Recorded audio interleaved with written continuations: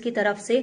मैं इसकी तमाशबीन हूं, कल मैं वहां पर मौजूद थी और जिस तरह से पुलिस ने परेशान किया महिलाओं और बच्चों को, तो मैंने एक नज्म लिखी है और मैं आप लोगों को सुनाना चाहती हूं।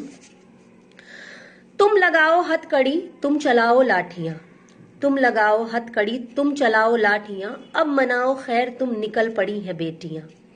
सियासतों की आड़ में जो जुल्म तुमने ढाए हैं, सियासतों की आड़ में जो जुल्म तुमने ढाए हैं, रवायतों को तोड़कर निकल पड़ी है बेटियां। न डर पुलिस का है इन्हें, न वर्दियों का खौफ है, न डर पुलिस का है इन्हें, न वर्दियों का खौफ है, तुम्हारा तख्त तोड़ने निकल पड़ी है बेटियां। मकान छीन लोगे तुम, दुकान छीन लोगे तुम, तुम्हारे डर को रौंदने निकल पड़ी है बेटियां।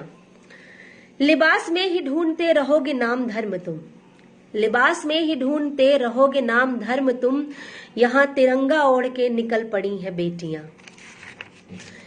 ये दिल्ली की शाहीन है, ये लखनऊ की जीनतें, ये दिल्ली की शाहीन है, ये लखनऊ की जीनतें, संभालने को मोर्चा निकल पड़ी है बेटियां।